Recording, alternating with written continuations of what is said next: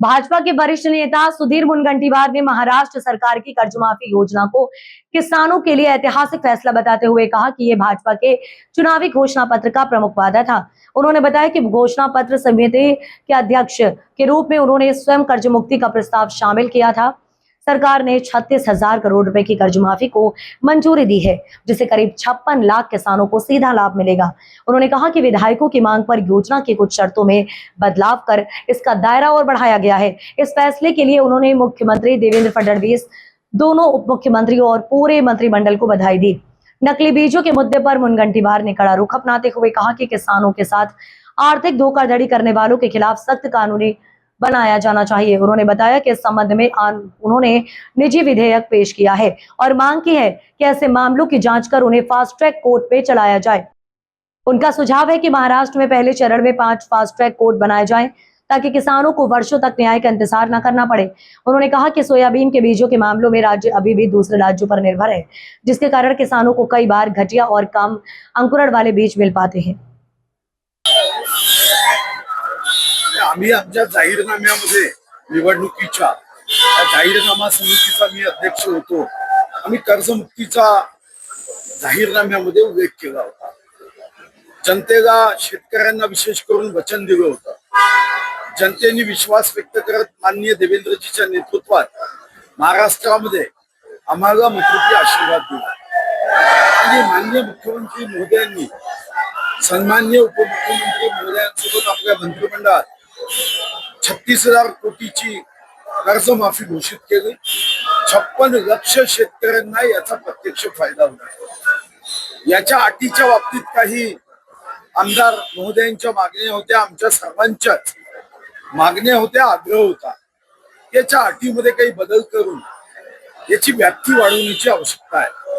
माननीय मुख्यमंत्री देवेंद्र फडणवीसजी, माननीय उपमुख्यमंत्री एकनाथ शिंदेजी, माननीय उपमुख्यमंत्री सुनेत्राताई पवार व मंत्रिमंडळातील सर्वांचंच अभिनंदन की शेतकऱ्यांच्या दृष्टीने त्यांनी एक मोठा निर्णय व व्याप्ती वाढवत आज या ठिकाणी शेतकऱ्यांचा व्यापक विचार हा सरकारच्या वतीने करण्यात आला। संजय राऊत यांनी आज असा दावा केला आहे की मुख्यमंत्री देवेंद्र फडणवीस लवकरच दिल्लीला जाईल आणि त्यांची जागा चंद्रशेखर बावनकुळे घेणार।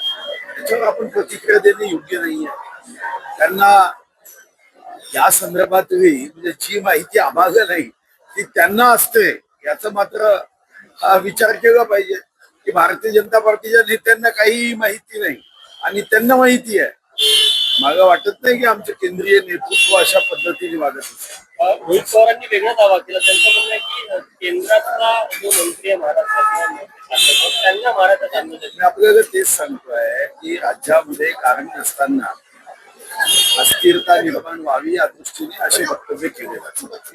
सावरकरांना भारत मी विधानसभेत ठराव मांडला 5 मार्चला आणि 5 मार्चला ठराव मांडताना मला शासनाच्या वतीने आश्वासन दिलं होतं। इंग्रजांनी तर त्यांना यातना दिल्या, पण ज्यांच्या विचारावर आम्ही राजकारणामध्ये भारतीय जनता पार्टीमध्ये काम करतोय आज त्यांच्या ठरावालाही 2 अधिवेशन झालं हे योग्य नाही। आणि मी सांगितलं की याच्यानंतर माझी अपेक्षा होती ज्या पक्षाचा झेंडा मी हाती घेतला तो स्वातंत्र्यवीर सावरकरांना नमन करणार आहे। आमचे नेते देशाचे खंखार गृहमंत्री अमित भाई अनेकदा स्वातंत्र्यवीर सावरकरांच्या विचारांचा उल्लेख करतात। आम्हाला फक्त ठराव करून केंद्राकडे पाठवायचं होतं आणि 19च्या जाहीरनाम्यामध्ये आम्ही याचा उल्लेख केलाय। अर्थसंकल्प केलेला आहे की पुढच्या शनिवारी नागपूरमध्ये उद्धव ठाकरे रामरक्षा सूत्र पठण करून आंदोलन करणार आहे। त्या प्रकारे संघाला पुणे नागपूरला येऊन काही रामरक्षा पठण केलं तर इशारा आहे। आता मी तर रोजच करतो मुंबईच्या माझ्या घरी, म्हणून काय उद्धवजींना इशारा आहे का? पण अगं काय विरोध आहे? रामरक्षा म्हटल्याने चुका आहे, कदाचित त्या चुका ज्या आहे ते प्रभू राम क्षमा करण्याची शक्ती दे। सोयाबीन जे आहे बऱ्याच जिल्ह्यांमध्ये उगवलंच नाही, शेतकऱ्यांची मोठी फसवणूक झाली। चंद्रपूर जिल्हा असं आहे की साधारणतः सोयाबीनच्या बाबतीमध्ये दुर्दैवाने आपलं राज्य बियाणं बनवण्यामध्ये मागे आहे। आपण मध्य प्रदेश मधून साधारणतः सोयाबीनचं बियाणं आणतो आणि यामध्ये मग कमी उगवणारं बियाणं शेतकऱ्यांच्या नशिबात. तेलंगणातून STBT हे आपण तिथून तस्कर विकतात आणि तिथेही अडचणी येतात.